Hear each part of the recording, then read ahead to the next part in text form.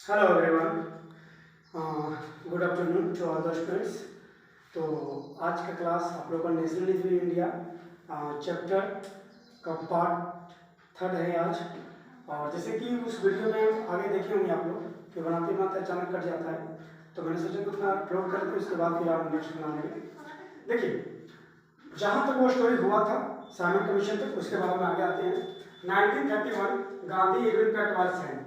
देखिए 1931 में गांधी और इरविन के बीच में एक पैक्ट साइन होता है, लेकिन इससे पहले मैं थोड़ा सा स्टार्ट करता हूँ 1930 का ही बात करते हैं, सिविल डिसऑर्डरेंस मूवमेंट, जिसको मैंने यहाँ पे शो नहीं किया है। 6 अप्रैल 1930 की बात बताते हैं, उसी समय सिविल डिसऑर्डरेंस मूवमेंट भी बनता है। जब क्या होती है कि जब शॉर्ट लॉ के अकॉर्डिंग क्या हो रहा था कि जब गांधी जी ने कहाँ चला गया था, लगभग 20,000 लोग जब उनके साथ में चल रहे थे, तो उसी समय सिविल डिसऑर्डर मूवमेंट भी स्टार्ट कर देते। इसका मतलब क्या था कि अगर आप कुछ भी बात बोलेंगे, अगर जितने भी ब्रिटिशर्स कोई भी बात बोल रहे थे, कोई भी रूल को फॉलो करते, तो बहुत पोलाइटली वे से उनका विरोध करना, अपोज करना, वो था सिविल डिसऑर्डर मूवमेंट। उसके बाद क्या होता है कि 1930 में फर्स्ट राउंड टेबल सम्मेलन के लिए ब्रिटेन में बुलाया जाता है, किसके द्वारा? बाय द ब्रिटिश के जो प्राइम मिनिस्टर थे उसके द्वारा।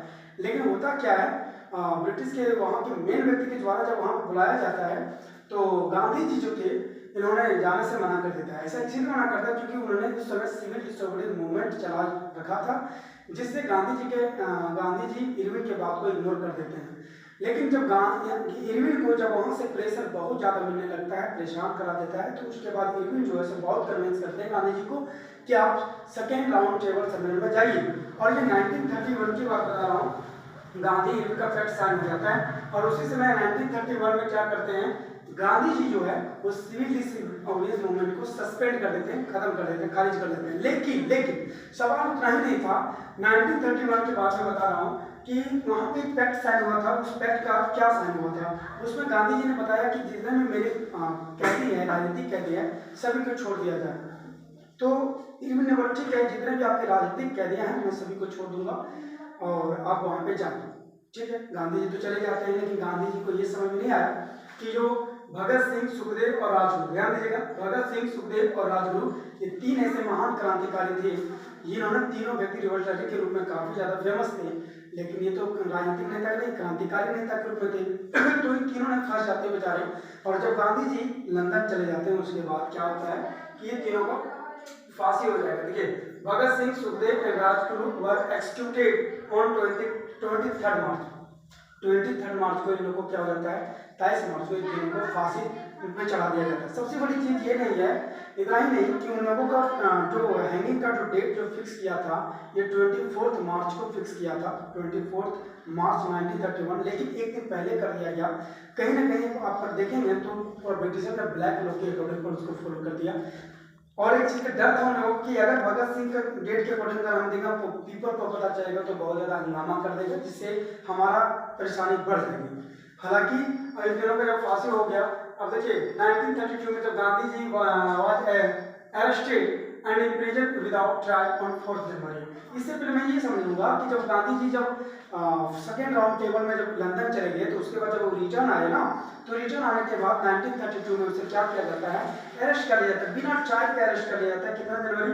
4 जनवरी को कर लिया जाता है। थोड़ा सा सब ऑब्जेक्टिव के रूप में बहुत जबरदस्त है और फैक्ट है, सब याद रखना है। उसके बाद देखिएगा 1932 में Poona pact was sign. Poona pact क्या था सर? ये तो दलितों, जो हमारे सोसाइटी में जो लोअर कास्ट के जो लोग थे, इनको लेकर बहुत ज़्यादा discrimination, racial discrimination, different kind of चीज़ों को लेकर था। पोवर्टी, क्या बोलते हैं, रिच और पुअर के पर्सन के बीच में काफ़ी ज़्यादा डिस्क्रिमिनेशन बहुत ज़्यादा होता था। और साथ ही साथ टचेबल जैसी चीज़ें जो थी, ये सारी चीज़ अनटचेबल मेथड व्हीकल से। और यहाँ पर छुआछूत जो था हमारे समाज में, रेशियल डिस्क्रिमिनेशन था, सोसाइटी डिस्क्रिमिनेशन था, इकोनॉमिक डिस्क्रिमिनेशन था। तो ये सारी चीज़ों ने कहीं ना कहीं पूरा सोसाइटी को एक प्रकार का झंझोड़ कर रख दिया था, जिससे कहीं ना कहीं लोगों को, लोअर कास्ट के लोगों को ये लग रहा था कि ये हम लोगों के लिए एक अपॉर्चुनिटी नहीं बन पा रहा है। जिस प्रकार से मुस्लिम लोग सेपरेट हो रहा है, इस तरह से हमें भी सेपरेट होना चाहिए, क्योंकि हम अपना एक अलग कंट्री और नेशन बनाएंगे, तब हमारा अधिकार, हमें हर तरह का फ्रीडम, राइट मिल सकेगा।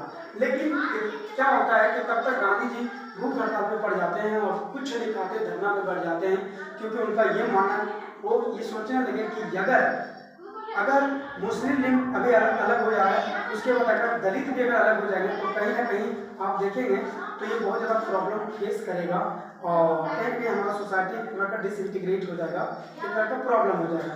अब आगे देखिएगा यहाँ पे क्या होता है कि पूना पेपर में क्या होता है कि भीमराव अम्बेडकर को, है ना, भीमराव अम्बेडकर और गांधी जी के बीच में ये फैक्ट साइन होता है और भीमराव अम्बेडकर लास्ट में उनकी बात को एक्सेप्ट करते हैं। हालांकि उनके लिए कुछ ऑफर प्रोवाइड किया जाता है सोसाइटी में दलितों के लिए या फिर कुछ लोअर कास्टों के लिए बहुत ज़्यादा ऑफर के रूप में प्रोवाइड किया जाता है ताकि वो सोसाइटी में अप कर सके, बढ़ सके। ठीक है, उसके बाद फिर आगे देखिए, आगे आता है 1935 the government of India act 1935 was pass. और यहाँ पर बताना चाह रहे हैं कि 1935 में गवर्नमेंट ऑफ इंडिया जो था इस रूल को क्या कहते हैं, इस एक्ट को पास किया, जिससे देखिए जिससे हमारा देश के बहुत बड़ा आगे बैकबोन के रूप में काम किया। और फिर उसके बाद देखिए 1939 the Muslim League observe the resignation of the Congress ministries as deliverance day on 22 December. ये बताना चाह रहा है कि जो मुस्लिम लीग था, मुस्लिम यहाँ पे ऑब्जर्व करता है, मुस्लिम यहाँ पे क्या करता है कि नेशनल कांग्रेस से सीधा रिजाइन कर देता है कि अब हमें आपके कांग्रेस के साथ नहीं रहना, और वो अपना एक पार्टीशन कर देता है, अलग ही ग्रुप बनाकर ये अपना डिमांड रख देता है कि मुझे एक अलग नेशन चाहिए ही चाहिए। 1939 की बात बता रहा हूँ। उसके बाद फिर आगे देखिए कब की बात बता रहा है, तो उसमें 22 दिसंबर को डिलीवरेंस डे के रूप में भी मनाया जाता है, डिलीवरेंस डे। उसके बाद 1942 गांधी जी एंड कांग्रेस लीडर, देखो 1942 Gandhi ji and Congress leader were arrested किया गया, है ना। कब अरेस्टेड किया गया, तो 9 अगस्त को कर दिया। हालांकि क्विट इंडिया मूवमेंट, ध्यान सुनिए, क्विट इंडिया मूवमेंट 1 अगस्त को शुरू हुआ, तो इस क्विट इंडिया मूवमेंट के कारण लोगों को, गांधी जी को उसके साथ जितने भी लीडर था सभी को अरेस्ट करके जेल में पीजे में सेंड कर दिया जाता है, भेज दिया जाता है।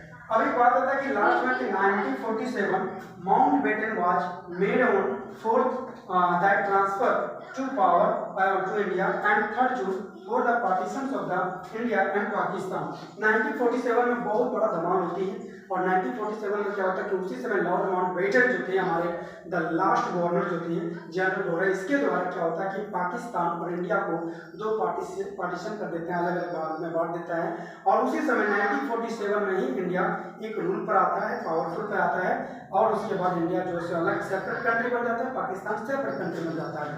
उसके बाद मैं आगे बताना चाहता हूँ कि इतना ये आपका इम्पोर्टेंट फैक्ट था जो इसके अकॉर्डिंग से हमने पूरा स्टोरी को समझ गया और उससे ज़्यादा कुछ नहीं है।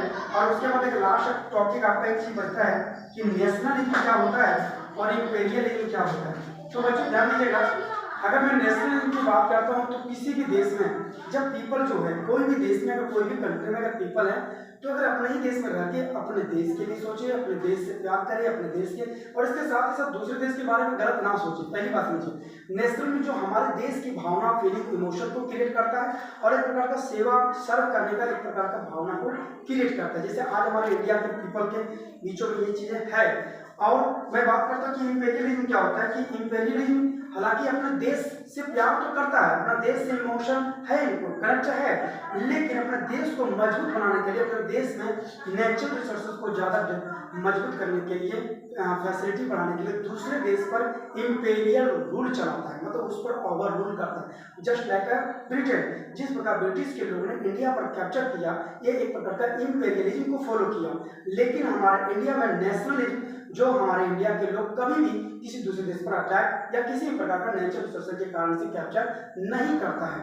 तो जैसे मैं एक एग्जांपल बताना चाहता हूँ, अगर आप नहीं समझोगे, कि मान लीजिए कि हमारे पास अगर 2 महिलाएं या 2 माँ हैं, तो 2 माँ की मैं बात करता हूँ। एक माँ जो है, मान लीजिए M1 जो है, उनका जो बेटा अपने बेटा से बहुत ज़्यादा प्यार करती है, लेकिन इसका मतलब ये नहीं कि वो दूसरा बेटा से या किसी दूसरे माँ की या दूसरे परिवार से बच्चे को नफरत करे, नहीं, उससे भी प्यार करे, लेकिन अपना पुत्र को मानती है। एक दूसरी माँ M2 जो है, मदर 2, वो उनकी जो बच्चा है और वो चाह रही है कि सिर्फ इस दुनिया में मेरा ही बच्चा सबसे अच्छा है और कोई बच्चा अच्छा नहीं। तो आप समझ गए होंगे कि इंपीरियलिज्म का मतलब कि वहाँ के लोग सिर्फ ये सोचते थे कि मेरा ही देश सबसे आगे है, सबसे रूलर है, और बाकी दूसरा देश हमारे पीछे है, मतलब हमसे नीचे है।